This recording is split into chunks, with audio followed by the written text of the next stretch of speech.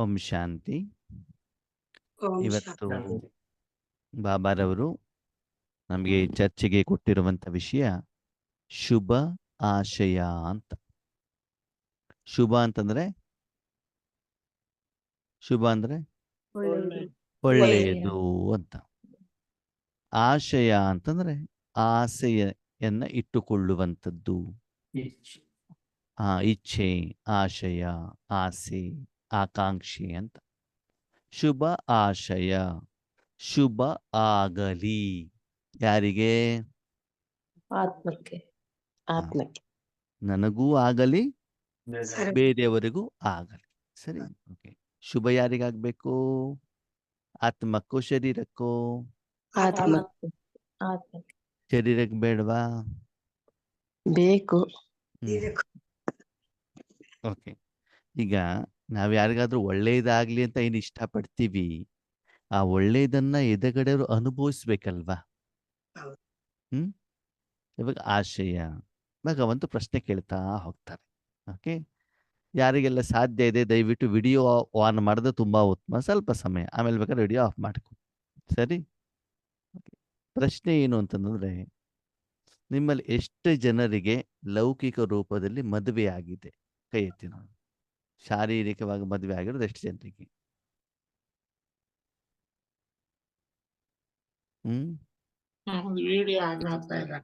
ಹಾ, ಸರಿ. Video on ಆಗ್ತಿಲ್ಲ ಅಂದ್ರೆ ಆಫ್ ಮಾಡಿದ್ದೀವಿ ನಿಮ್ದು. ಸರಿ, ಆಗಿದೆ ತಾನೆ? ಸರಿ. ನಿಮ್ ಮದ್ವೆ ಹೆಂಗಾಯ್ತು? ಎಲ್ಲಾಯ್ತು ಮದುವೆ ಆಗಿರೋದೆಲ್ಲಿ? ಕಲ್ಯಾಣ ಮಂಟಪದಲ್ಲಿ. ಎಲ್ಲಾಗಿದ್ದು? ಕಲ್ಯಾಣ ಅಂತಂದ್ರೆ ಒಳ್ಳೆಯದಾಗ್ಲಿ, ಶುಭವಾಗ್ಲಿ ಅಂತ. ಓಕೆ, ಕಲ್ಯಾಣ ಮಂಟಪ ಮದುವೆ. ಮದುವೆಲಿ ಏನೇನಾಯ್ತು?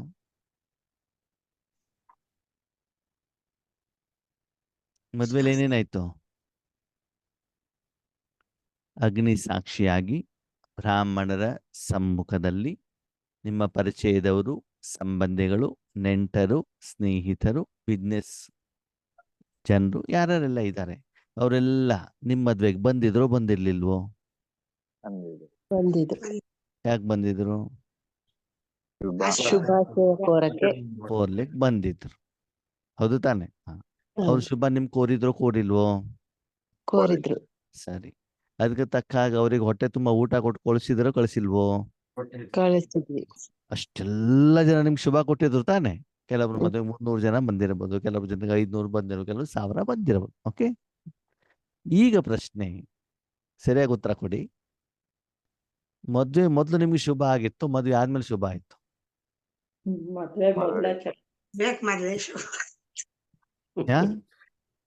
ಏನು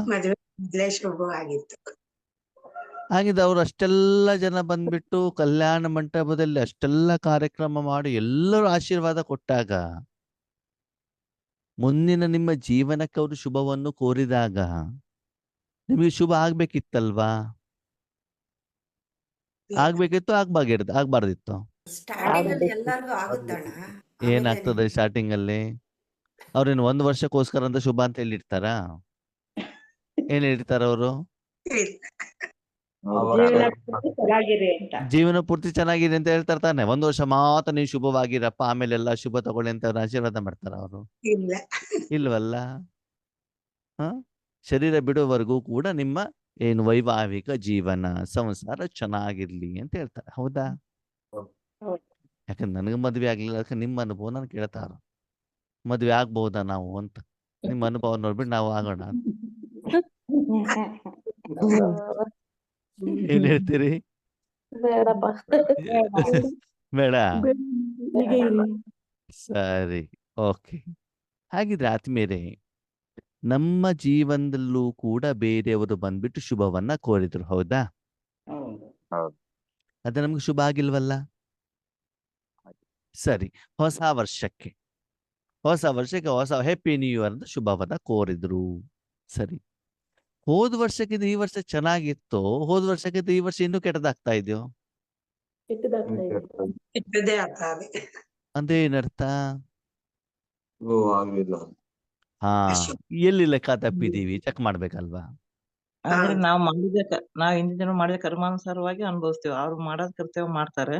ಆದ್ರೆ ನಾವು ಮಾಡಿದ ಕರ್ಮಾನುಸಾರವಾಗಿ ಅನುಭವಿಸ್ತಾ ಇರ್ತೀವಿ. ನೋಡಿ, ಕರ್ಮ ಫಿಲಾಸಫಿ ಬೇರೆ. ಇಲ್ಲಿ ನಾವು ಮಾತಾಡ್ತಾ ಇರೋದು ಶುಭದ ಬಗ್ಗೆ. ಈಗ ನಾನು ಒಂದು ಕರ್ಮವನ್ನು ಮಾಡಿದ ಮೇಲೆ ಆ ಕರ್ಮದ ಫಲ ಸರಿ ಇರಬೇಕೋ ಬೇಡವೋ? ಸರಿ. ನಾನು ನಿಮ್ಮ ಮನೆಗೆ ಬರ್ತೇನೆ, ನೀವು ನನಗೆ ತಿಂಡಿ ಕೊಡ್ತೀರಾ, ಅವಾಗ ನನ್ನ ಹೊಟ್ಟೆ ತುಂಬಬೇಕಲ್ವಾ? ಹೌದು. ಬಾಯಾರಿಕೆ ಆಗಿದೆ, ನಿಮ್ಮ ಮನೆಗೆ ಬರ್ತೇನೆ, ನೀರು ಕೇಳ್ತೇನೆ, ಅವಾಗ ನನ್ನ ಬಾಯಾರಿಕೆ ಹೊರಟೋಗ್ಬೇಕಲ್ವಾ? ಹೌದು. ಹೌದಲ್ವೋ? ಈಗ ಹೌದು. ನನಗೆ ಆರೋಗ್ಯ ಸರಿ ಇಲ್ಲ, ಡಾಕ್ಟರ್ ಹತ್ರ ಹೋಗ್ತೇನೆ, ನನ್ನ ಕಾಯಿಲೆ ಗುಣ ಆಗ್ಬೇಕಲ್ವಾ ಶರೀರದ್ದು? ಗುಣ ಆಗ್ಬೇಕು. ಅಂದ್ರೆ ಯಾವ ಉದ್ದೇಶಕ್ಕೋಸ್ಕರ ನಾನು ಯಾವ ಕರ್ಮವನ್ನ ಮಾಡ್ತೇನೋ ಆ ಕರ್ಮದ ಫಲ ಏನು ಉದ್ದೇಶ ಇದನ್ನು ಸಫಲ ಆಗ್ಬೇಕೋ ಆಗ್ಬಾರ್ದು? ಆಗ್ಬೇಕು. ಈಗ ಪ್ರಶ್ನೆ ಏನು, ನೀವು ಶುಭಾಶಯವನ್ನ ಹಬ್ಬ ಹರಿದಿನಗಳಲ್ಲಿ ಕೋರ್ತಾ ಇದ್ದೀರಿ, ಮದುವೆಗಳಲ್ಲಿ ಕೋರ್ತಾ ಇದ್ದೀರಿ, ಕೋರುದಲ್ಲಿ ತಪ್ಪಿಲ್ಲ. ಆದರೆ ಅದು ಸರಿಯಾಗಿದ್ದಿದ್ರೆ ನಿಮಗೆ ಮತ್ತು ಬೇರೆಯವರಿಗೆ ಶುಭ ಆಗ್ಬೇಕಿತ್ತಲ್ವಾ? ಇವಾಗ ನಿಮ್ಮ ಕಾರ್ಯಕ್ರಮದಲ್ಲೂ ಅಷ್ಟು ಸಾವಿರಾರು ಜನ ಬಂದ್ಬಿಟ್ಟು ಶುಭ ಕೋರ್ದಾಗ ನಿಮ್ಗೆ ಶುಭ ಆಗ್ಬೇಕಿತ್ತು. ನೀವು ಬೇರೆಯವರಿಗೆ ನೀವು ಆಶೀರ್ವಾದವನ್ನು ಶುಭ ಇಚ್ಛೆಯನ್ನು ಇಟ್ಕೊಂಡಾಗ ಅವರಿಗೂ ಶುಭ ಆಗಬೇಕಿತ್ತು. ಈಗ ಪ್ರಶ್ನೆ, ಆಗಿದೆಯೋ ಇಲ್ವೋ? ಇಲ್ಲ. ಶುಭ ಕೋರಿದಿರಿ, ಆದ್ರೆ ಶುಭ ಆಗಿಲ್ಲ. ಅಂದ್ರೆ ಎಲ್ಲೋ ತಪ್ಪಿದೀವಿ ಅಂತ ತಾನೇ ಲೆಕ್ಕ.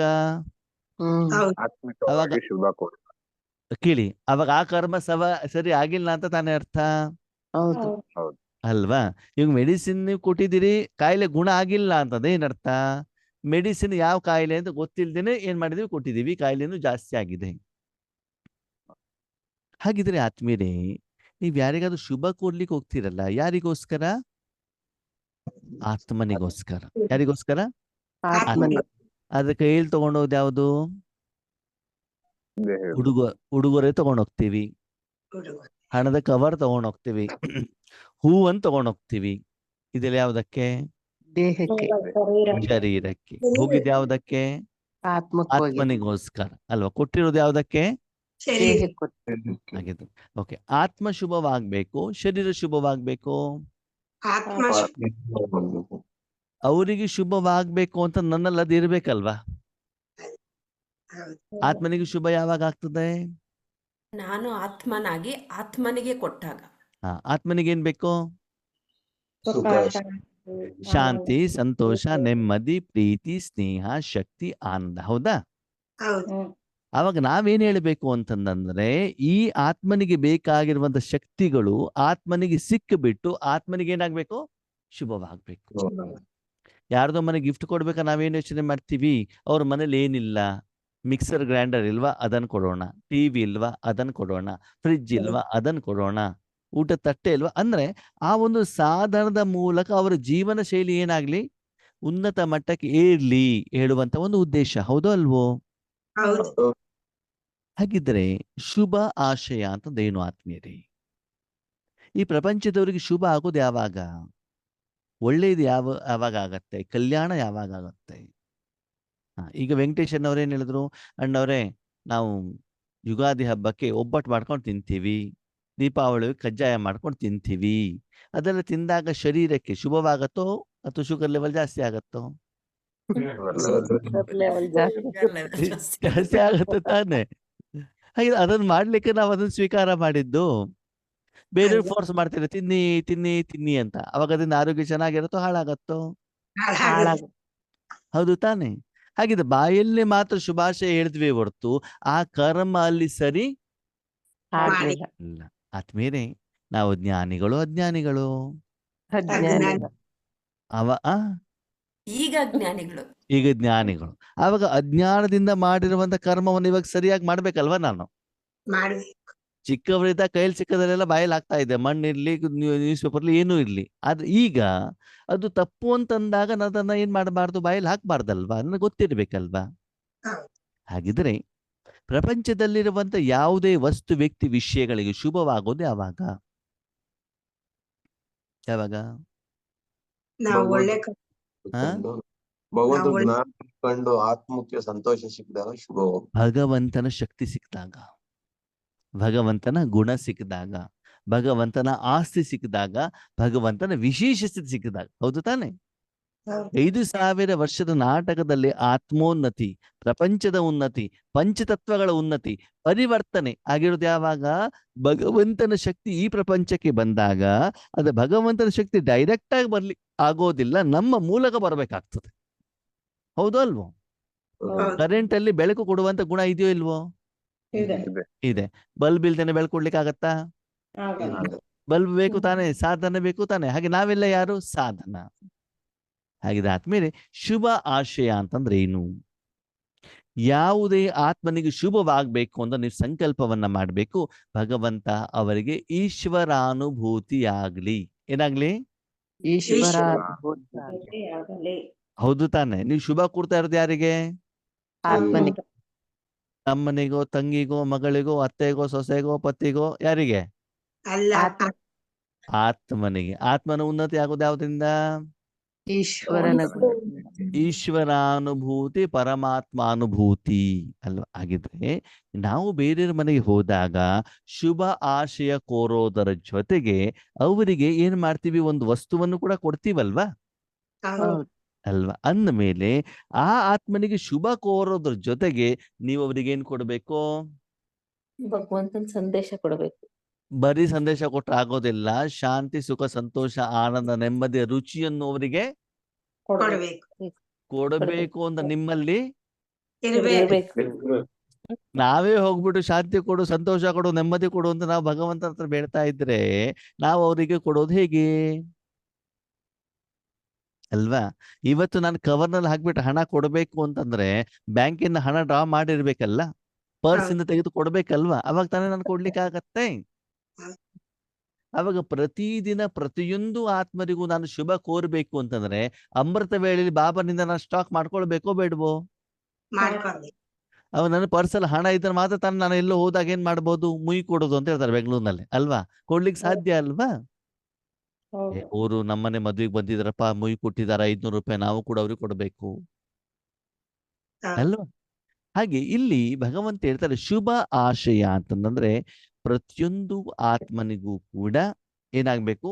ಪರಮಾತ್ಮನ ಸಂದೇಶ ಸಿಗೋದರ ಮೂಲಕ ಪರಮಾತ್ಮನ ಶಕ್ತಿಯ ಅನುಭವ ಆಗುವುದರಿಂದ ಮಾತ್ರ ಮಾತ್ರ ಮಾತ್ರ ಮಾತ್ರ ಶುಭವಾಗತ್ತೆ ಹೊರತು ಬೇರೆ ಯಾವುದರಿಂದನೂ ಯಾರಿಗೂ ಶುಭವಾಗಲಿಕ್ಕೆ ಸಾಧ್ಯ ಸಾಧ್ಯವಿಲ್ಲ. ಮನುಷ್ಯಾತ್ಮರ ಹತ್ರ ಇರುವಂತ ಯಾವುದೇ ಆಸ್ತಿ, ಪ್ರಪಂಚದಲ್ಲಿರುವಂತ ಯಾವುದೇ ಸಾಧನ, ಯಾವುದರಿಂದಲೂ ಕೂಡ ಯಾರಿಗೂ ಶುಭವಾಗಲಿಕ್ಕೆ ಸಾಧ್ಯವಿಲ್ಲ.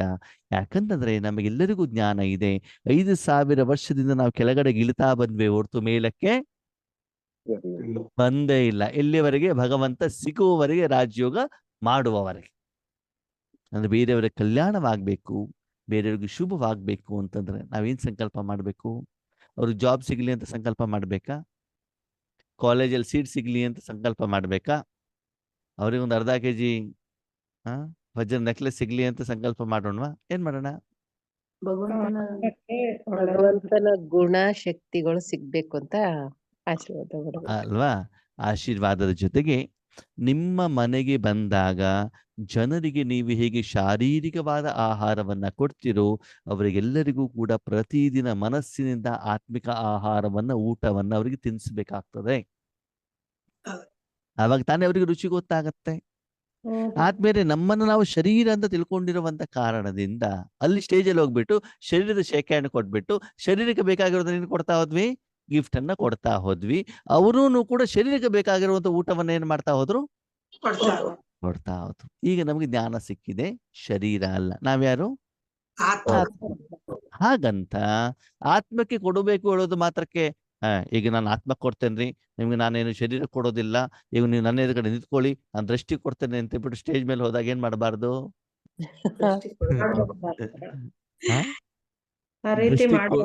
ದೃಷ್ಟಿ ಮಾಡೋದು ಬೇಡ. ನೀವೇನ್ ಮಾಡಿ ಅವರಿಗೆ ಈಶ್ವರಿ ಸವಗಾತನ ಕೊಡುವಂತ ಪ್ರಯತ್ನವನ್ನ ಮಾಡಿ. ಲಕ್ಷ್ಮೀನಾರಾಯಣನ್ ಫೋಟೋ ಕೊಡಿ. ಓಕೆ, ಈಶ್ವರಿ ಸಂದೇಶ ಸಿಗುವಂತೆ ಒಂದು ಅವ್ರಿಗೆ ಉಪಯೋಗನೂ ಆಗಿರಬೇಕು, ನೀವು ಉಡುಗೊರೆನೂ ಕೊಟ್ಟಿರಬೇಕು. ಸರಿ, ಓಕೆ. ಈಗ ನಿಮಗೆ ಮದುವೆಗೆ ಆಹ್ವಾನ ಬಂದಿದೆ. ಏನ್ ಬಂದಿದೆ? ನಿಮ್ಮ ಹತ್ತಿರದ ಸಂಬಂಧಿಗಳು ಹೋಗ್ಲೇಬೇಕು. ಓಕೆ, ಈಗ ಮದುವೆ ಹೋಗೋದು ಯಾಕೆ ನೀವು? ಆಶೀರ್ವಾದ ಮಾಡ. ಓಕೆ ಓಕೆ, ಯಾರಿಗೆ ಆಶೀರ್ವಾದ ಮಾಡ್ಬೇಕು? ಆತ್ಮನಿಗೆ ಮದುಮಕ್ಕಳಿಗೆ. ಮದುಮಕ್ಕ ಓಕೆ, ಮತ್ತು ನೀವು ಕಲ್ಯಾಣ ಮಂಟಪದಲ್ಲಿ ಇದ್ದೀರಾ, ಸರಿ. ಅಲ್ಲಿ ಶುಭಾಶಯ ಕೊಡ್ಬೇಕು ಅಂದ್ರೆ ಏನ್ ಮಾಡ್ಬೇಕು? ಮನಸ್ಸಿನಿಂದ ನೋಡು. ಆಶೀರ್ವಾದ. ಅಲ್ಲಿ ಕೂತ್ಕೊಂಡಾಗ 10 ನಿಮಿಷ ಸುಮ್ಮನೆ ಯೋಗ ಮಾಡ್ಬೇಕು. ಏನ್ ಮಾಡ್ಬೇಕು? ಯೋಗ ಬಾಬನ್ ಜೊತೆ ಕನೆಕ್ಟ್ ಆಗ್ಬಿಟ್ಟು ಏನ್ ಮಾಡ್ಬೇಕು? ಅಲ್ಲಿ ಇರುವಂತಹ ಮದುಮಕ್ಕಳ ಸಹಿತ ಅಲ್ಲಿ ಎಷ್ಟೆಲ್ಲ ಆತ್ಮಗಳು ಬಂದಿದ್ದಾರೆ ಅವ್ರಿಗೆಲ್ಲರಿಗೂ ಕೂಡ ಏನಾಗ್ಬೇಕು? ಕಲ್ಯಾಣವಾಗ್ಲಿ ಅಂತ ಸಂಕಲ್ಪವನ್ನ ಮಾಡಿ 10 ನಿಮಿಷ, ವಿಶೇಷವಾಗಿ ಧಾರೆ ಎರೆಯುವಂತ ಸಮಯ ಇರ್ತದಲ್ಲ, ಆ ಸಮಯದಲ್ಲಿ ನೀವು ಅಲ್ಲಿ ಇದ್ದಾಗ ಏನ್ ಮಾಡ್ಬೇಕು ಹೇಳಿ? ಕಲ್ಯಾಣ. ಯೋಗದಲ್ಲಿ ಇರಬೇಕಾಗ್ತದೆ. ಯಾವಾಗ ನಿಮ್ಮ ಆತ್ಮದ ಮೂಲಕ ಅಲ್ಲಿ ಯೋಗದ ಶಕ್ತಿ ಪ್ರವಾಹ ಆದರೆ ಮಾತ್ರ ಏನಾಯ್ತು?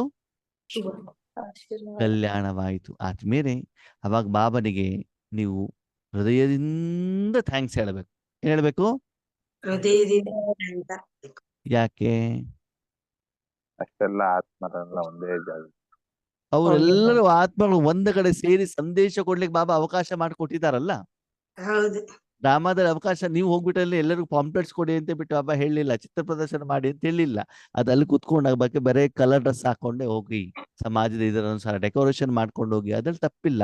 ಆದ್ರೆ ನನಗೆ ಯಾವ ಉದ್ದೇಶಕ್ಕೋಸ್ಕರ ಅಲ್ಲಿ ಕಳಿಸಿದಾರೋ ಅದನ್ನು ನಾವು ನಿರಾಕಾರ ರೂಪದಲ್ಲಿ, ಆಂತರಿಕ ರೂಪದಲ್ಲಿ ಏನ್ ಮಾಡ್ಬೇಕು? ಮಾಡಿದಾಗ ಮಾತ್ರ ಆವಾಗ ನಿಜವಾದಂತ ಶುಭ ಆಶಯ. ಅಂದ್ರೆ ನಾನು ಏನು ಈಶ್ವರಾನುಭೂತಿಯನ್ನ ಮಾಡಿದೆನೋ ಆ ಅನುಭವ ಅವರಿಗೂ ಆಗಬೇಕು ಹೇಳುವಂತ ಮನೋಭಾವದ ಜೊತೆಗೆ, ಇಚ್ಛೆಯ ಜೊತೆಗೆ ಅವರಿಗೆ ಅದರ ಸ್ವಲ್ಪ ರುಚಿಯನ್ನೂ ಕೂಡ ಏನ್ ಮಾಡ್ಬೇಕು?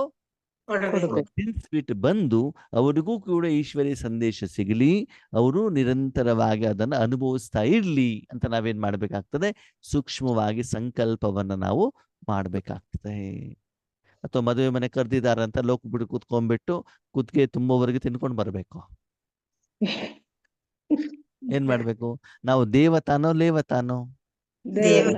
ಅಲ್ವಾ? ಸ್ಥೂಲವಾದ ಉಡುಗೊರೆಯನ್ನು ಕೊಡಿ, ಬಾಬಾ ಬೇಡ ಅಂತ ಹೇಳಲಿಲ್ಲ. ಅದನ್ನು ಕೂಡ ಏನ್ ಮಾಡ್ಬೋದು? ನೀವು ಕೊಡಬಹುದು. ಯಾಕಂದ್ರೆ ಸಮಾಜದ ಅನುಸಾರ ಕೆಲವೊಂದು ವಿಧಿವಿಧಾನವನ್ನು ನಾವೇನ್ ಮಾಡ್ಬೇಕಾಗ್ತದೆ? ಫಾಲೋ ಮಾಡ್ಬೇಕಾಗ್ತದೆ. ಆದ್ರೆ ಆತ್ಮಿಕವಾದ ವಿಧಿವಿಧಾನವನ್ನ ಎಂದೂ ಕೂಡ ನಿಲ್ಲಿಸುವ ಹಾಗೆ ಇಲ್ಲ. ಮದುವೆ ಮನೆಗೆ ಹೋದಾಗ ಎಲ್ಲರ ಜೊತೆಲಿ ಹೋಗ್ಬಿಟ್ಟು ನಿಮ್ ಮಗಳೇನ್ ಮಾಡ್ತಾರ್ರಿ, ಎಷ್ಟೇ ವರ್ಷ, ಯಾವ ಇಂಜಿನಿಯರಿಂಗ್ ಕಾಲೇಜು, ಎಷ್ಟು ಮಾರ್ಕ್ಸ್ ತಗೊಂಡಿದ್ದಾರೆ ಅದು ಊರ್ ಸುದ್ದಿ ಕೇಳ್ಬೇಕು? ಕೇಳಬಾರ್ದು? ಏನ್ ಮಾಡ್ಬೇಕು? ಆದಷ್ಟು ಯಾರು ಇಲ್ದೇ ಇರೋ ಜಾಗದಲ್ಲಿ ಹಿಂದ್ಗಡೆ ಹೋಗಿ ಕೂತ್ಕೊಬಿಡು. ಅವಾಗ ನಿಮ್ಗೆ ಯೋಗ ಮಾಡ್ಲಿಕ್ಕೆ ಏನ್ ಸಿಗ್ತದೆ? ಸಮಯ ಸಿಗ್ತದೆ. ಆದಷ್ಟು ಜನರ ಜೊತೆಗೆ ಸೇರ್ಲಿಕ್ಕೆ ಇಷ್ಟಪಡ್ಬೇಡಿ, ಜಾಸ್ತಿ ಮಾತಾಡ್ಬೇಡಿ, ಸುಮ್ನೆ ಕುತ್ಕೊಳ್ಳಿ. ಓಕೆ, ಕುತ್ಕೊಂಡ್ಬಿಟ್ಟು ಏನ್ ಮಾಡ್ಬೇಕು? ಯೋಗದ ಕಡೆಗೆ ಹೆಚ್ಚಿನ ಗಮನವನ್ನ ಕೊಡಿ, ಹೆಚ್ಚಿನ ಸಮಯವನ್ನು ಕುತ್ಕೊಳ್ಳೋದ್ರ ಕಡೆ ಕೊಡಿ, ವೈಬ್ರೇಷನ್ ಹಂಚೋದ್ರ ಕಡೆ ಕೊಡಿ. ಆವಾಗ ನೀವು ಯಥಾರ್ಥ ಕರ್ಮ ಮಾಡ್ದಂಗಾಯ್ತು, ಅವರಿಗೆ ಈಶ್ವರೀಯ ಸಂದೇಶವನ್ನ ಕೊಟ್ಟದಂಗಾಯ್ತು. ಆವಾಗ ನಿಜವಾಗ್ಲೂ ಅವರಿಗೆ ಶುಭ ಕೋರಿದ ಹಾಗೆ ಆಯ್ತು. ನಿಮ್ಮ ವೈವಾಹಿಕ ಜೀವನ ಚೆನ್ನಾಗಿರ್ಲಿ, ಭಗವಂತ ನಿಮ್ಮನ್ನು ಚೆನ್ನಾಗಿಟ್ಕಿರ್ಲಿ ಅಂತ ಏನ್ ಮಾಡ್ಬೇಕು? ಶೇಕ್ ಹ್ಯಾಂಡ್ ಕೊಟ್ಟಾಗ ಭಗವಂತ ನೆನಪಿನಲ್ಲಿ ಆ ಶಕ್ತಿ ಏನಾಗ್ಬೇಕು? ನಿಮ್ಮಿಂದ ಪಾಸ್ ಆಗ್ತದೆ. ನಿಮ್ಗೆ ಗೊತ್ತಿರ್ಬೇಕು. ಅವ್ರಿಗೆ ಗೊತ್ತಾಗುತ್ತಾ ಬಿಡುತ್ತೆ, ನೀವು ಅದರ ಬಗ್ಗೆ ಯೋಚನೆ ಮಾಡೋದು ಬೇಡ ಅಲ್ವಾ? ಅದಕ್ಕಾಗಿ ಶುಭ ಆಶಯ ಅಂತಂದ್ರೆ ಎಲ್ಲೇ ಹೋಗಿ, ಯಾವುದೇ ಸ್ಥಳಕ್ಕೆ ಹೋಗಿ, ಯಾವುದೇ ಉದ್ದೇಶ ಕಾರಣಕ್ಕೋಸ್ಕರ ಹೋಗ್ಲಿ, ಅಲ್ಲಿ ಶುಭವಾಗ್ಬೇಕು ಅಂತಂದ್ರೆ ಅವರಿಗೆ ಈಶ್ವರ ಅನುಭೂತಿ ಆಗಲೇ ಬೇಕು. ಅವ್ರಿಗೆ ಈಶ್ವರ ಅನುಭೂತಿ ಆಗ್ಬೇಕಂದ್ರೆ ನಿಮ್ಗೆ ಆಗ್ಲೇಬೇಕಲ್ವಾ? ನಿಮ್ಗೆ ಗೊತ್ತಿಲ್ಲದೆ ನಿಮ್ಮ ಪರ್ಸಿಂದ ಹಣ ಕವರಲ್ಲಿ ಹೋಗ್ಬಿಟ್ಟು ಅವ್ರ ಕೈಲಿ ತಲುಪತ್ತಾ? ನೀವು ತೆಗಿಬೇಕು ತಾನೆ. ಅವಾಗ ಅವ್ರಿಗೆ ಹೋಗಿ ತಲುಪಬೇಕು ಅಂತ ನನ್ನ ಮನಸ್ಸು ಏನಾಗಿರ್ಬೇಕು? ಗೊತ್ತಿರ್ಬೇಕು. ನನ್ನ ಮನಸ್ಸಿನ ಮೂಲಕ ಸತ್ತ ಗುಣಗಳು ಹೊರಗಡೆ ಹೋಗಿ ನನಗೇನಾಗ್ಬೇಕು? ಗೊತ್ತಾಗ್ಬೇಕು. ಈಗ ಭಗವಂತನ ಪ್ರಶ್ನೆ, ಮಕ್ಕಳೇ, ನೀವಲ್ಲಿ ಹೋಗ್ತಿರಲ್ಲ, ಎಲ್ಲಿ? ಮದುವೆ ಮನೆಗೆ. ನೀವ್ ಯಾರು? ಆತ್ಮಗಳು ಮತ್ತು ಬ್ರಾಹ್ಮಣರು. ನೀವ್ಯಾರು? ಬ್ರಾಹ್ಮಣ ತಾನೆ. ಇವಾಗ ನಾವು ಬ್ರಾಹ್ಮಣ ಕೆಲಸ ಏನು? ಎಲ್ಲರಿಗೂ ಒಳ್ಳೆಯದಾಗ್ಲಿ ಅಂತ ಆಶೀರ್ವಾದವನ್ನ ಮಾಡುವಂಥದ್ದು. ದೇವರನ್ನ ಎದೆಗಡೆಗಿಟ್ಬಿಟ್ಟು ಅವರೇ ಆಶೀರ್ವಾದ ಮಾಡ್ತಾರೆ. ಮುಖ್ಯವಾಗಿ ಬ್ರಾಹ್ಮಣರು ಸ್ವತಃ ಆಶೀರ್ವಾದ ಕೊಡ್ತಾರೋ ಅಥವಾ ದೇವರ ಹತ್ರ ಕೊಡಿಸ್ತಾರೋ? ದೇವರಿಂದ ಕೊಡಿಸ್ತಾರೆ. ಅಲ್ವಾ? ಈಗ ನಾವು ಪ್ರಪಂಚದಲ್ಲಿರೋರಿಗೆ ನಾನು ಆಶೀರ್ವಾದ ಕೊಡಬೇಕು, ನನ್ನ ಮೂಲಕ ಭಗವಂತ ಆಶೀರ್ವಾದ ಕೊಡಬೇಕು. ಭಗವಂತ ನೀವು ಕೊಡ್ಬೇಕೋ ಬೇಡೋ? ಕೊಡಬಾರ್ದು. ಭಗವಂತ ಯಾಕೆ ಕೊಡಬಾರ್ದು? ನಮ್ಮಲ್ಲಿ ಇಲ್ವಲ್ಲ. ಮಾತ್ರ ಏನು ಇಲ್ವಲ್ಲ. ನಮ್ಮ ಹತ್ರ ಅಷ್ಟೇನು ಇಲ್ವಲ್ಲ. ಹೌದು. ಬಡವರಾಗಿದ್ದೀವಲ್ವಾ? ನಾವೇ ಅವನ ಹತ್ರ ಬೇಡ್ತಾ ಇದ್ದಾಗ ನಾವು ಕೊಡೋದು ಯಾಕೆ? ಯಾಕೆ ನಮ್ಮ ಹತ್ರ ಇರೋದು ಏನು? ಮಾಯಾ ರಾವಣನ ಆಶೀರ್ವಾದ ಅಲ್ವಾ? ಹೌದು. ಅದನ್ನು ಕೊಡಬೇಕು, ಪರಮಾತ್ಮಂತ ಕೊಡಬೇಕು. ಪರಮಾತ್ಮ. ಎಷ್ಟು ಮಜಾ ನೋಡಿ. ಬ್ರಾಹ್ಮಣ ಲೌಕಿಕದಲ್ಲಿ ನಾರ್ಮಲ್ ಮಾತಾಡ್ಬೇಕಾದ್ರೆ ಅವ್ರೇನ್ ಮಾಡ್ತಾರೆ? ಕನ್ನಡದಲ್ಲಿ, ಹಿಂದಿಯಲ್ಲಿ ಮಾತಾಡ್ತಾರೆ, ಹೌದಾ? ಆ ಭಾಷೆಯಲ್ಲಿ. ಅದೇ ಭಗವಂತನ ವಿಷಯ ಬಂದಾಗ ಶ್ಲೋಕಗಳ ಮೂಲಕ, ಮಂತ್ರಗಳ ಮೂಲಕ ಸಂಸ್ಕೃತದಲ್ಲಿ ಮಾತಾಡ್ತಾರೆ. ಭಾಷೆನೇ ಚೇಂಜ್, ಹೌದಾ ಅಲ್ವೋ? ಹೌದು. ಹೌದು. ಹಾಗೆ ಇಲ್ಲೂ ಕೂಡ ನಾನು ಬ್ರಾಹ್ಮಣನಾದಾಗ ಭಗವಂತನ ಶಕ್ತಿ ನನ್ನಿಂದ ಏನಾಗ್ಬೇಕು?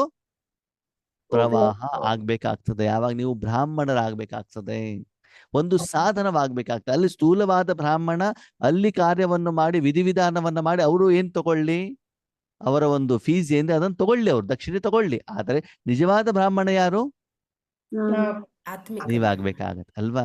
ಆತ್ಮೀಯರೇ, ನಿಜವಾಗ್ಲೂ ಮದುವೆ ಮನೆಗಳಿಗೆ ಹೋದಾಗ ನಾವೆಲ್ಲ ಮಾಡಿರುವ ಒಂದು ಶುಭ ಆಶಯ ಒಳ್ಳೆಯದಾಗಿದ್ದಿದ್ರೆ ಇವತ್ತಿನ ದಿನಗಳಲ್ಲಿ ಹೆಚ್ಚಿಗೆ ಡೈವೋರ್ಸ್ ಕೇಸ್ಗಳು ಬರ್ತಾ ಇರ್ಲಿಲ್ಲ. ಸಂಸಾರ ಚೆನ್ನಾಗಿರೋದು, ಹೌದು. ಹೌದು ತಾನೆ? ಅಂದ್ರೆ ಅವ್ರಿಗೆ ಏನು ತಲುಪಬೇಕು ಇನ್ನೂವರೆಗೆ ಏನಾಗಿಲ್ಲ, ಹೋಗಿ ತಲುಪಿಲ್ಲ. ಅದಕ್ಕೆ ಎಲ್ಲೇ ಬಾಬಾ ನಮ್ಮನ್ನ ಕಳಿಸ್ತಾರೆ ಅಂತಂದ್ರೆ ಅಲ್ಲಿ ಅವ್ರಿಗೆ ಏನಾಗ್ಬೇಕು? ಕಲ್ಯಾಣವಾಗ್ಬೇಕಾಗ್ತದೆ. ಅದಕ್ಕಾಗಿ ಶುಭ ಆಶಯ ಅಂತಾರೆ. ನಿಮ್ಮ ಸಂಬಂಧ ಸಂಪರ್ಕದಲ್ಲಿರುವಂತ ಪ್ರತಿಯೊಂದು ಆತ್ಮನಿಗೂ ಏನ್ ಸಿಗ್ಬೇಕು? ಈಶ್ವರ ಅನುಭೂತಿ. ಯುಗಾದಿ ಹಬ್ಬಕ್ಕೆ ಟೋಲಿ ಕೊಡ್ತೀರಾ? ಬಾಬನ ನೆನಪಿನಲ್ಲಿ ಮಾಡಿರುವಂತ ಟೋಲಿಯಿಂದ ಬಾಬನ ನೆನಪಿನಲ್ಲಿ ಏನ್ ಮಾಡ್ಬೇಕು? ಕೊಡಬೇಕು. ಕೊಡುವಂತ ಪ್ರಯತ್ನವನ್ನು ಮಾಡಬೇಕು. ಅದು ಯಾವುದೇ ಉದ್ದೇಶದಲ್ಲಿ, ಮನಸ, ವಾಚ, ಕರ್ಮಣ, ಸಂಕಲ್ಪ, ಶ್ವಾಸ, ಶುಭ ಭಾವನೆ, ಶುಭ ಕಾಮನೆ, ಉದ್ದೇಶ ಏನೇ ಇದ್ರೂ ಕೂಡ ಅಲ್ಲಿ ಭಗವಂತ ನಿಮ್ಮನ್ನ ಸಾಧನವಾಗಿ ಉಪಯೋಗ ಮಾಡಿದಾಗ ಮಾತ್ರ ನಿಮಗೂ ಶುಭ, ಅವ್ರಿಗೂ ಅವರಿಗೂ ಶುಭ. ಅಲ್ಲಿ ಭಗವಂತ ಇಲ್ಲ ಅಂತಂದ್ರೆ, ಅವನ ಜೊತೆಗೆ ನೀವು ಮನಸ್ಸನ್ನು ಜೋಡಣೆ ಮಾಡಿಲ್ಲ ಅಂತಂದ್ರೆ ಅವಾಗ ಶುಭ ಆಗಲಿಕ್ಕೆ ಸಾಧ್ಯ. ಸಾಧ್ಯವಿಲ್ಲ. ಹಾಗಿದ್ರೆ ಸ್ಥೂಲವಾಗಿ ಶುಭಾಶಯವನ್ನು ಕೋರ್ಬೇಕು, ಸೂಕ್ಷ್ಮವಾಗಿ ಕೋರ್ಬೇಕು. ಮಾಡಿ. ಇಷ್ಟು ದೊಡ್ಡ ಬೊಕ್ಕೆ ಒಯ್ದು ಬಿಟ್ಟು ಕೊಟ್ವಿ, 500 ರೂಪಾಯಿ ಕೊಟ್ಟಿರ್ತಾರೆ, 1 ಸೆಕೆಂಡ್ ಲಿಂಕ್ ತಗೊಳ್ತಾ ತೆಗೆದು ಬಿಸಾಕ್ತಾರೆ ಅಲ್ವಾ? 500 ರೂಪಾಯಿ ವೇಸ್ಟ್ ಅಲ್ವಾ? ಹೌದು. ಅದೇ 500 ರೂಪಾಯಿ ಬಾಬನ ಭಂಡಾರಕ್ಕೆ ಹಾಕಿದ್ದಿದ್ರೆ, ಈಶ್ವರಿ ಸೇವೆ ಕೊಟ್ಟಿದ್ದಿದ್ರೆ, ಯಾರೋ ಪಾಪ ಬಡವರಿಗೆ ಕೊಟ್ಟಿದ್ದಿದ್ರೆ, ಅಲ್ಲ ಹಣ ಕೊಡಬೇಕು ಅಂದ್ರೆ ಯಾವುದೊಂದು ವಸ್ತುವಿನ ರೂಪದಲ್ಲಿ ಹೌದು. ಅಲ್ವಾ? ಅಂದ್ಮೇಲೆ ಆದ್ಮೇಲೆ ನಮ್ಮ ಜೀವನವನ್ನ, ಯೋಚನಾ ಲಹರಿಯನ್ನ, ವಿಧಿವಿಧಾನವನ್ನ ಚೇಂಜ್ ಮಾಡ್ಬೇಕು, ಮಾಡಬಾರ್ದು? ಮಾಡ್ಬೇಕು. ಬಾಬಾ ಎಂದೂ ಹೇಳಲಿಲ್ಲ ಏನಂತ ಕಲರ್ ಡ್ರೆಸ್ ಹಾಕೊಳ್ಬೇಡಿ ಅಂತ ಅದು ಹೇಳಿದಾರಾ? ಇಲ್ಲ. ಮದುವೆ ಮನೆಗೆ ಹೋಗ್ಬೇಡಿ ಅಂತ ಹೇಳಿದಾರಾ? ಹೇಳಿ. ಇಲ್ಲ. ಆದ್ರೆ ಅಲ್ಲಿ ಹೋದಾಗ ಏನು ಮಾಡ್ಬೇಕು ಅದನ್ನ ಧಾರಣೆ ಮಾಡಿ ಅಂತ ಹೇಳಿದಾರ. ಹೌದು. ಮದ್ವೆ ಮನೆಗೆ ಹೋದಾಗ ನೀವ್ ಏನು ಮಾಡ್ಬೇಕು? ಏನ್ ಮಾಡ್ಬೇಕಲ್ಲಿ? ಹೆಚ್ಚಿನ ಸಮಯ ಪರಮಾತ್ಮನ ಜೊತೆಗೆ ಜೋಡಣೆಯಾಗಿ ಅಲ್ಲಿರುವಂತ ಮಧುವರರ ಸಹಿತ ಎಲ್ಲರಿಗೂ ಕೂಡ ಪರಮಾತ್ಮನ ಊಟವನ್ನ ಕೊಡಲಿಕ್ಕೆ ನಾವೇನಾಗ್ಬೇಕಾಗ್ತದೆ? ನಿಮಿತ್ತರು ಆಗ್ಬೇಕಾಗ್ತದೆ. ಆವಾಗ ಅದು ನಿಮ್ಮಿಂದ ಆ ಶಕ್ತಿ ಹೊರಗಡೆ ಹೋಗ್ತಾ ಇರುವಂತ ಅನುಭವ ನಿಮ್ಗೆ ಆಗ್ತಾ ಇರ್ಬೇಕಾಗ್ತದೆ. ಮದುವೆ ಮನೇಲಿ ಊಟ ಬಡಿಸ್ಬೇಕಾದ್ರೆ ಪಾಯಸ ಬಡಿಸ್ತಾ ಇರೋನಿಗೆ ಯಾವ ವಾಸನೆ ಬರ್ತಾ ಇರ್ತದೆ? ಅದೇ ಅಲ್ವಾ? ಅದೇ ಟೀ ಬಡಿಸ್ಬೇಕಾದ್ರೆ ಟೀ ವಾಸನೆ ಬರ್ತದಲ್ವಾ? ಹಾಗೆ ನಿಮ್ಮಿಂದ ಆ ಶಕ್ತಿ ಪ್ರವಾಹ ಆಗ್ಬೇಕಾದ್ರೆ ಅದರ ಅನುಭವ ನಿಮ್ಗೆ ಆಗ್ಬೇಕು. ಬರೀ ಬಾಯಲ್ಲಿ ನನ್ನ ಶಕ್ತಿ ಹೋಗ್ತಾ ಇದೆ, ಕಿರಣ ಹೋಗ್ತಾ ಇದೆ, ಆತ್ಮನಿಗೆ ಸಿಗ್ತಾ ಇದೆ ಅಂತ ಬಾಯಲ್ಲಿ ಹೇಳಿದ್ರೆ ಏನೂ ಪ್ರಯೋಜನ ಇಲ್ಲ. ಇಲ್ಲ. ಹೋಗ್ತಾ ಇರುವಂತ ಅನುಭವ ಆಗ್ಬೇಕಾಗ್ತದೆ. ಅದಕ್ಕಾಗಿ ಆತ್ಮೀಯರೇ, ದಯವಿಟ್ಟು ನಿಮ್ಮಲ್ಲಿ ಪರಮಾತ್ಮನ ವಿನಂತಿ ಏನು ಅಂತಂದ್ರೆ, ನಿಮ್ಮ ಲೌಕಿಕ ಸಂಬಂಧಿಗಳಿರ್ಬೋದು, ರಕ್ತ ಸಂಬಂಧಿಗಳಿರ್ಬೋದು, ಅಲೌಕಿಕ ಪರಿವಾರದವರಿರ್ಬೋದು, ಸದಾಕಾಲ ಒಂದೇ ಸಂಕಲ್ಪವನ್ನ ಮಾಡ್ಲಿ, ಅವರಿಗೆ ಈಶ್ವರ ಅನುಭೂತಿ ಆಗ್ಲಿ, ಭಗವಂತನ ಶಕ್ತಿ ಅವರಿಗೆ ಸಿಗಲಿ. ಅದು ಸಿಕ್ಕಿದ್ದಿದ್ರೆ ಖಂಡಿತವಾಗ್ಲೂ ಅವ್ರ ಎಲ್ಲ ಸಂಕಷ್ಟಗಳು ದೂರ ಆಗತ್ತೋ ಆಗಲ್ವೋ? ಅವರು ಒಳ್ಳೆ ಮನೆ ಕಟ್ಲಿ ಅಂತ ಸಂಕಲ್ಪ ಮಾಡ್ಬೇಕಾ? ಹೊಸ ಕಾರ್ ಸಿಗ್ಲಿ ಅಂತ ಸಂಕಲ್ಪ ಮಾಡ್ಬೇಕಾ? ನಾವ್ ಹೇಳೋದೆಲ್ಲ ಬರೀ ಬಾಯಲ್ಲಿ ಮಾತ್ರ. ನಮ್ಮ ಮಕ್ಕಳ ವಿಷಯ ಬಂದಾಗ ಅಣ್ಣವ್ರೆ ಇವ್ರಿಗೆ ಒಳ್ಳೆ ಕಾಲೇಜ್ ಸಿಗ್ಬೇಕು, ಒಳ್ಳೆ ಸಂಬಳ ಸಿಗ್ಬೇಕು ಅಲ್ವಾ? ಅದಕ್ಕೆ ಭಗವಂತ ಏನ್ ಹೇಳ್ತಾರೆ ಅಂತಂದ್ರೆ, ಎಲ್ಲರಿಗೂ ಇಷ್ಟ ಅಂತೆ ಅವರ ಮಕ್ಕಳು ವಿವೇಕಾನಂದ ಆಗ್ಲಿ ಅಂತ. ಅಲ್ಲ, ವಿವೇಕಾನಂದ ಎಲ್ಲರಿಗೂ ಇಷ್ಟ, ಆದ್ರೆ ನನ್ನ ಮಗ ಆಗೋದು ಬೇಡ, ಪಕ್ಕದ ಮನೆಯವ್ರು ಬೇಕಾದಾಗ್ಲಿ, ನನ್ನ ಮಗ ಮದುವೆ ಮಾಡ್ಕೊಂಡು ಮಕ್ಕಳು ಮಾಡ್ಕೊಂಡು ಅವ್ರು ಹಂಗೆ ಇರ್ಲಿ, ಪಕ್ಕದ ಮನೆಯವ್ರ ಮಕ್ಕಳು ಬೇಕಾದ್ರೆ ಏನಾಗ್ಲಿ, ಚೆನ್ನಾಗಿರ್ಲಿ. ವಿವೇಕಾನಂದ ಆಗ್ಲಿ ಅಂತ, ನಮ್ಮನೆ ಮಕ್ಕಳು ಬೇಡ ಅಲ್ವಾ? ಅಂದ್ರೆ ಯಾವಾಗ ನಿಮ್ಮ ಇಚ್ಛೆಗಳು ಏನಿರ್ತವೆ ಒಳಗಡೆ ಮತ್ತು ಹೊರಗಡೆ ಎರಡೂ ಕೂಡ ಏನಾಗಿರ್ಬೇಕು, ಕ್ಲೀನ್ ಅಂಡ್ ಕ್ಲಿಯರ್ ಇರಬೇಕಾಗ್ತದೆ. ಅದಕ್ಕಾಗಿ ಎಲ್ಲೇ ಹೋದಾಗ್ಲೂ ಕೂಡ ಯಾವುದೇ ಆತ್ಮನಿಗೆ ಮನಸ್ಸಿನಿಂದ ಏನ್ ಮಾಡಿ, ಪರಮಾತ್ಮನ ಸಂದೇಶ ಸಿಗಲಿ ಹೇಳುವಂತ ಶುಭ ಇಚ್ಛೆನ ಇಟ್ಕೊಳ್ಳಿ. ಅದಕ್ಕಿಂತ ಶುಭ ಬೇರೆ ಯಾವ್ದಾದ್ರು ಇದೆಯಾ? ಯಾವ್ದು ನಿಮ್ಮ ಜೀವನವನ್ನು ಅವಲೋಕನ ಮಾಡಿ. ಓಕೆ, ನಿಮ್ಮ ಮದುವೆಗೆ ಎಷ್ಟಾ ಜನ ಬಂದ್ರು, ನೀವು ಎಷ್ಟೋ ಜನರಿಗೆ ಊಟವನ್ನ ಕೊಟ್ರಿ, ಚೆನ್ನಾಗಿದೆ ಅಂತ ಹೇಳಿದ್ರೆ ಹೌದು, ನೀವು ಮದುವೆ ಮನೆಗೆ ಹೋಗಿದ್ದೀರಲ್ಲ, ಇಷ್ಟೆಲ್ಲಾ ಜೀವನವನ್ನು ಮಾಡಿದಾಗ ಭಗವಂತ ನೆನಪು ಮಾಡಿದಾಗ ನಿಮ್ಗೆ ಸಿಗುವಂತ ಸುಖ, ಪರಮಾತ್ಮನ ಶಕ್ತಿಯನ್ನು ಬೇರೆಯವರು ಕೊಟ್ಟಿರುವಾಗ ಇರುವಂತ ಸುಖ ಬೇರೆ ಎಲ್ಲಾದ್ರೂ ಸಿಗತ್ತಾ ನಿಮಗೆ? ಸಿಗಲ್ಲ. ಪಿಕ್ನಿಕ್ ಮಾಡಿದಾಗ, ಇಲ್ಲ. ಹೋಟೆಲಲ್ಲಿ ಊಟ ತಿಂದಾಗ ಇಲ್ಲ. ಇಲ್ಲ ತಾನೆ. ಅಂದ್ಮೇಲೆ ಬೇರೆಯವ್ರಿಗೂ ಕೂಡ ಏನಾಗತ್ತೆ, ಶುಭ ಸಿಗ್ಬೇಕು ಅಂದ್ರೆ ಆತ್ಮಕ್ಕೆ ಸಿಗ್ಬೇಕಲ್ವಾ? ಹೌದು. ಅನುಭವಿಸೋದು ಯಾರು, ಆತ್ಮನೋ ಶರೀರನು? ಅವ ಕೊಡ್ಬೇಕಾಗಿರೋದು ಯಾವ್ದಕ್ಕೆ? ಆತ್ಮಕ್ಕೆ. ಅದೇ ಪ್ರಪಂಚದ ಶರೀರ ಅಂತ ತಿಳ್ಕೊಂಡಿರುವಂತ ಕಾರಣದಿಂದ ಶರೀರಕ್ಕೆ ಬೇಕಾಗಿರುವಂತ ವಸ್ತುಗಳನ್ನ ಸೇರಿಸ್ತಾ ಇದ್ದಾರೆ, ಬೇರೆಯವ್ರಿಗೆ ಶರೀರಕ್ಕೆ ಬೇಕಾಗಿರೋದನ್ನ ಏನ್ ಮಾಡ್ತಿದ್ದಾರೆ, ಕೊಡ್ತಾ ಇದ್ದಾರೆ. ಓಕೆ, ಈಗ ನಿಮ್ಮ ಜೀವನದಲ್ಲಿ ಶರೀರಕ್ಕೆ ಬೇಕಾಗಿರುವಂತ ವಸ್ತುಗಳು ದಿನದಿಂದ ದಿನಕ್ಕೆ ಜಾಸ್ತಿ ಆದಾಗ ಟೆನ್ಷನ್ ಜಾಸ್ತಿ ಆಯ್ತು ಕಡಿಮೆ ಆಯ್ತು? ಜಾಸ್ತಿ. ಮನೆ ದೊಡ್ಡದಾದಂಗೆ ಟೆನ್ಷನ್ ಜಾಸ್ತಿನೋ ಕಡಿಮೆನೋ?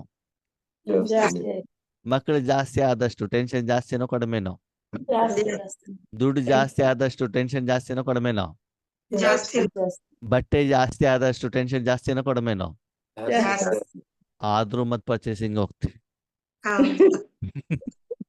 ಹೌದಣ್ಣ. ಬಟ್ಟೆ ಸಿಂಪಲ್ ಆಗಿದ್ದು 5-6ರಲ್ಲಿ ಯಾವ್ದೊಂದು ತಗೊಂಡ್ರೆ ಆಯ್ತಪ್ಪ ಅಲ್ವಾ? 50 ವೆರೈಟಿ ಸೀರೆ ಇದ್ರೆ ಯಾವ್ದು ಉಡ್ಬೇಕು ದೊಡ್ಡ ಪ್ರಶ್ನೆ. ಎಷ್ಟೋ ಹೌದು. ಯೋಚನೆಗಳಲ್ವಾ? ಒಂದೇ ಚಪ್ಪಲಿ ಇದ್ರೆ ಎಲ್ಲ ತಗೋ ಅದೇ ಚಪ್ಪಲಿ ಹಾಕೊಂಡು ಹೋಗ್ತಾ ಹೋದ್ವಿ ಅಲ್ವಾ?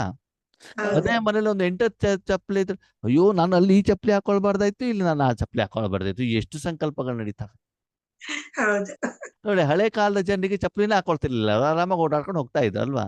ಮನೇಲಿ ಇಲ್ಲಿ ಹೊರಗಡೆ ಇಲ್ಲಿ ಹೊಲದಲ್ಲಿ ಎಲ್ಲಾದ್ರೂ ಓಡಾಡ್ಕೊಂಡು ಇರ್ತಾ ಇದ್ರು ಅಲ್ವಾ? ನಮ್ದು ದೇವ್ರ ಕೊನೆ ಚಪ್ಪಲಿ ಬೇರೆ, ಮನೆ ಒಳಗಡೆ ಚಪ್ಪಲಿ ಬೇರೆ, ಮನೆ ಹೊರಗಡೆಯಿಂದ ಚಪ್ಪಲಿ ಬೇರೆ, ಮದುವೆ ಮನೆ ಹೋಗೋದ್ರಿ ಚಪ್ಪಲಿಗಳು ಬೇರೆ, ಆಮೇಲೆ ದೇವಸ್ಥಾನಕ್ಕೆ ಹೋಗೋದ್ರಿ ಚಪ್ಪಲಿಗಳು ಬೇರೆ ಹೌದು. ಅಲ್ವಾ? ಇಷ್ಟು ಸಾಧನಗಳು ಜಾಸ್ತಿ ಮಾಡ್ತಾ ಹೋದಾಗ ಸಂಕಲ್ಪಗಳು ಶಕ್ತಿಗಳು ಏನಾಗ್ತಾ ಇದಾವೆ ಆತ್ಮೀಯರೇ? ವ್ಯರ್ಥವಾಗ್ತಾ ಇದೆ. ಅದಕ್ಕಾಗಿ ಇನ್ಮೇಲೆ ಯಥಾರ್ಥವಾಗಿ ವಿಧಿವತ್ತಾಗಿ ಎಲ್ಲರಿಗೂ ಕೂಡ ಏನ್ ಮಾಡೋಣ, ಹ್ಯಾಪಿ ನ್ಯೂ ಇಯರ್ ಅಣ್ಣವರೇ, ಕೇಕ್ ತಗೊಳ್ಳಿ ಅಂತ ಕೊಡಬೇಕು, ಶಾಂತಿಯನ್ನ ಕೊಡಬೇಕು ಶಾಂತಿ. ಅಲ್ವಾ? ಅದಕ್ಕೆ ಇವತ್ತು ಸದ್ಗುರುವಾರದ ದಿನನೇ ಬಾಬಾ ಈ ವಿಷಯ ತಗೊಂಡಿದ್ದಾರೆ. ಓಕೆ, ಅದಕ್ಕಾಗಿ ಸೇವಾ ಕೇಂದ್ರಕ್ಕೆ ಹೋದಾಗ ನೀವೆಲ್ಲ ವಿಶ್ವದವ್ರಿಗೆ ಎಲ್ಲರಿಗೂ ಕೂಡ ಏನು ಕೊಡಬೇಕು, ನಿರಾಕಾರವಾದಂತಹ ಏನ್ ಮಾಡ್ಬೇಕು, ಶಕ್ತಿಯನ್ನ ಕೊಡುವಂತ ಕೆಲಸವನ್ನ ಮಾಡಬೇಕು. ಇನ್ನು ಕೆಲವೊಂದ್ಸಲ ನಮ್ಮ ಬಾಬನ ಮಕ್ಳು ಏನ್ ಮಾಡ್ತಾರೆ ಗೊತ್ತಾ, ಅಯ್ಯೋ ಕೊರೆ ನಮ್ಮ ಮಗನ ಮದುವೆ ಆಯ್ತು, ಬಾಬನ ಮನೆಯಲ್ಲೂ ಕೂಡ ಎಲ್ಲರೂ ಹೊಟ್ಟೆ ತುಂಬಾ ಬ್ರಹ್ಮ ಜನ ಕೊಡಬೇಕು. ಓಕೆ, ಬಾಬನ ಮಕ್ಕಳಿಗೆ ಎಲ್ಲರಿಗೂ ಬ್ರಹ್ಮ ಭೋಜನ ಕೊಡಬೇಕು, ಶಿವ ಭೋಜನ ಕೊಡಬೇಕು? ಆ ಶಿವಭೋಜನ. ಅಲ್ವಾ? ಶಿವಭೋಜನ. ನಾವ್ ಯಾವ್ದ್ರ ಕಡೆ ಗಮನ ಕೊಡ್ತಿದೀವಿ? ಬ್ರಹ್ಮ ಭೋಜನ ಕೊಡ್ತಾ ಸರಿ ಇದ್ದೀವಿ. ಇದೀವೋ ತಪ್ಪಿದೀವೋ? ತಪ್ಪು ಸರಿ ಮಾಡ್ಬೇಕೋ ಬೇಡವೋ? ಮಾಡಬೇಕು. ಅದಕ್ಕೆ ಬಾಬಾ ಬಂದಿರೋದೇನೆ ತಪ್ಪಿರೋರನ್ನ ಸರಿ ಮಾಡಿ. ಹೀಗೆ ನಮ್ಮ ಜೀವನದಲ್ಲಿ ನಾವು ಮಾಡುವಂತ ಸಣ್ಣ ಸಣ್ಣ ಸಣ್ಣ ಸಣ್ಣ ತಪ್ಪುಗಳು ನಮ್ಮ ಜೀವನದಲ್ಲಿ ಏನಾಗ್ಬಿಡ್ತದೆ, ಅದು ದೊಡ್ಡದಾಗ್ಬಿಟ್ಟು ಟೆನ್ಷನಿನ ರೂಪದಲ್ಲಿ, ಲೆಕ್ಕಾಚಾರದ ರೂಪದಲ್ಲಿ ನಮ್ಗೆ ಏನ್ ಮಾಡ್ತಾ ಇರ್ತವೆ, ತಿಂತಾ ಇರ್ತಾವೆ.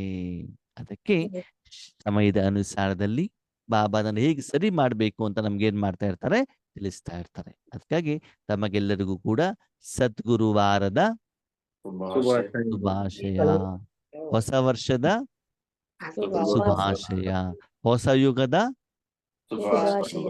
ಯಾವ್ದೊಂದು ಯುಗ, ಯಾವ ಯುಗ? ಸಂಗಮ ಯುಗ. ನಾವ್ ಯಾರಿಗೇನು ಶುಭ ಕೊಡೋದಿದ್ರು ನಮ್ಮಪ್ಪನ ಕಾಸ್ತಿ ಕೊಡ್ತೀವಿ ಹೊರತು ನಂದೇನು ಕೊಡೋದಿಲ್ಲ. ನಾನು ಯಾರು ಕೊಡ್ಬೇಕು? ಯಾರು ಕೊಡ್ಬೇಕು? ನಿಮ್ದೇನು ಕೊಡ್ಬೇಡಿ ಅಂತ ಹೇಳ್ತಾರೆ ಬಾಬಾ. ಯಾರ್ದು ಕೊಡ್ಬೇಕಂತೆ? ಬಪ್ಪನಿಗೆ ಆಸ್ತಿ ಅವನೇ ಕೊಡ್ತಾನೆ, ನೀವು ಸುಮ್ಮನೆ ಅಲ್ಲಿ ಕುಳಿಸಿ ಸಾಕಷ್ಟೇ, ನೀವೇನು ಕೊಡೋದು ಬೇಡ. ನೀವು ಸ್ವಾರ್ಥಿಗಳು, ಲೋಭಿಗಳು, ನೀವು ನಿಮ್ದು ಕೊಡೋದು ಬೇಡ. ಯಾರ್ದು ಕೊಡಬೇಕು? ಬಾಬಾನೇ ಕೊಡ್ಬೇಕು. ಭಗವಂತನಿಗೆ ಅವನ ಕಾರ್ಯವನ್ನ ಮಾಡಿ ಅವನು ಬೇರೆಯವ್ರಿಗೆ ಶುಭ ಕೊಡ್ಲಿಕ್ಕೆ ಏನ್ ಮಾಡ್ಲಿ? ಅವಕಾಶವನ್ನ ಮಾಡಿ ಕೊಡೋದ್ರ ಮೂಲಕ ಪ್ರತಿಯೊಂದು ಸ್ತರದಲ್ಲೂ, ಪ್ರತಿಯೊಂದು ಸಮಯದಲ್ಲೂ, ಪ್ರತಿಯೊಂದು ಕಾರ್ಯಕ್ರಮದಲ್ಲಿ ನನ್ನ ಮನಸ್ಸನ್ನು ಹೇಗೆ ಇಟ್ಕೊಳ್ಳೋದರ ಮೂಲಕ ನನ್ನ ಜೀವನ ಮತ್ತು ಬೇರೆಯವ್ರ ಜೀವನವನ್ನು ಹೇಗೆ ಶ್ರೇಷ್ಠ ಮಾಡ್ಕೊಳ್ಬೇಕು ಹೇಳುವಂತ ಜ್ಞಾನ, ಪರಿಜ್ಞಾನ, ವಿವೇಕ, ಬುದ್ಧಿ ನಮಗೆ ಇರಬೇಕಾಗ್ತದೆ. ಆವಾಗ ಮಾತ್ರ ನಮ್ಮ ಜೀವನ ಏನಾಗ್ತದೆ ಆದ್ಮೇಲೆ ಸುಂದರ. ಶ್ರೇಷ್ಠವಾಗ್ತದೆ, ಸುಖಮಯವಾಗ್ತದೆ, ಆನಂದದಾಯಕವಾಗ್ತದೆ. ಓಕೆ, ಅದಕ್ಕಾಗಿ ಪ್ರತಿದಿನ ಪ್ರತಿಯೊಂದು ಆತ್ಮರ ಪ್ರತಿ ನಾವೇನ್ ಮಾಡ್ಬೇಕು? ಶುಭಾಶಯಗಳು. ಕೊನೆಯ ಮಾತು ಬರೀ ಶುಭ ಆಶಯ ಅಂತ ಬಾಯಲ್ಲಿ ಹೇಳಿದ್ರೆ ಏನು ಉಪಯೋಗ ಇಲ್ಲ. ನಿಮ್ಮ ಮನೆಗೆ 1,000 ಜನ ಬರ್ತಾರೆ ಮದುವೆಗೆ. ಓಕೆ, ಬಾಯಲ್ಲಿ ಊಟ ಮಾಡ್ಕೊಂಡು ಹೋಗಿ ಆಯ್ತಾ ಅಂತ ಹೇಳ್ಬಿಡೋದು. ಅಲ್ಲಿ ಕೆಳಗಡೆ ಅಡಿಗೆನೇ ಇಲ್ಲ, ಅಡಿಗೆ ಮಾಡ್ಲೇ ಇಲ್ಲ. ಆಗ ಊಟ ಚೆನ್ನಾಗಿತ್ತು ಅಂತ ಅವ್ರು ಆಶೀರ್ವಾದ ಮಾಡ್ಕೊಂಡು ಹೋಗ್ತಾರ, ಬೈಕೊಂಡು ಹೋಗ್ತಾರ? ಆ ಬೈಕೊಂಡು ಸರಿ, ಈಗ ನೀವು ಮದುವೆ ಮನೆಗೆ ಹೋಗ್ಬಿಟ್ಟು ಫುಲ್ ಟೆನ್ಷನ್ ಅಲ್ಲಿ ಇದ್ದೀರಿ, ಮನೇಲಿ ಪತಿ ಜೊತೆ ಜಗಳ ಮಾಡ್ಕೊಂಡು ಬಂದಿರೋ, ಆಫೀಸಿನ ಟೆನ್ಷನ್ ಅಲ್ಲಿ ಇದ್ದೀರಾ, ಅವ್ರಿಗೆ ಹೋಗ್ಬಿಟ್ಟು ನಿಮ್ಮ ಮದುವೆ ಜೀವನ ಚೆನ್ನಾಗಲಿ ಅಂತ ಸೆಕೆಂಡ್ ಕೊಟ್ಬಿಟ್ಟು ಅವ್ರಿಗೆ ಏನ್ ಸಿಗ್ತದೆ? ಅವ್ರಿಗೆ ಅದೇ ಸಿಗ್ತದೆ, ನಮ್ಮ ಮನ್ಸಲ್ಲಿ ಏನಿರ್ತದ ಅದು. ಅದಕ್ಕಾಗಿ ಪಾಪ ಮದುವೆ ಆದ್ಮೇಲೆ ಅವ್ರು ಅನುಭವಿಸ್ತಾ ಇರ್ತಾರೆ. ನೀವು ಕೊಟ್ಟಿರ್ತೀರಲ್ಲ ಎಲ್ಲ, ನೀವು ಕೊಟ್ಟಿರ್ತೀರಲ್ಲ, ಪಾಪ ಅವ್ರ ಜೀವನ ಪೂರ್ತಿ ಏನ್ ಮಾಡ್ಬೇಕಾಗ್ತದೆ? ಅನುಭವಿಸ್ಬೇಕಾಗ್ತದೆ ಅಲ್ವಾ? ಅದಕ್ಕಾಗಿ ಬೇಡ್ತಾರೆ, ಅದನ್ನ ಇವಾಗ ಏನ್ ಮಾಡ್ಕೊಳ್ಳಿ, ಚೇಂಜ್ ಮಾಡ್ಕೊಳ್ಳಿ. ಆ ಸಮಯದಲ್ಲಿ ನಿಮ್ಮ ಮನಸ್ಸನ್ನ ಏನ್ ಮಾಡ್ಬೇಕು? ಬಾಬಾನೇ ಅಯ್ಯೋ ಅಣ್ಣವ್ರ ಏನ್ ಮಾಡೋದು, ನಮ್ಮನೆ ಮದ್ವೆಗೆ ಬಂದಿದಾರಲ್ಲ, ಬಂದಿಲ್ಲ ಅಂದ್ರೆ ಬೇಜಾರಾಗತ್ತಲ್ಲ ಅಂತ ಮನಸ್ಸಲ್ಲಿ ಬೈಕೊಂಡು ಹೋಗೋದು. ಓಕೆನಾ? ಅವಾಗ ಅವರ ಮನಸ್ಸಿಗೆ ಖುಷಿ ಸಿಗತ್ತೋ ಸಿಗಲ್ವೋ? ಸಿಗಲ್ಲ. ಸಿಗಲ್ಲ ಅಲ್ವಾ? ಅದಕ್ಕಾಗಿ ಅದೆಲ್ಲವನ್ನ ಭಾವನೆಗಳನ್ನ ನಾವೇನ್ ಮಾಡ್ಬೇಕಾಗ್ತದೆ? ಪರಿವರ್ತನೆ ಮಾಡಿದಾಗ ಮಾತ್ರ ನಮ್ಮ ಜೀವನ ಯಥಾರ್ಥವಾಗಿ ವಿಧಿವತ್ತಾಗಿ ಆಗತ್ತೆ. ಸರಿ? ಅಚ್ಚ. ಓಂ ಶಾಂತಿ. ಓಂ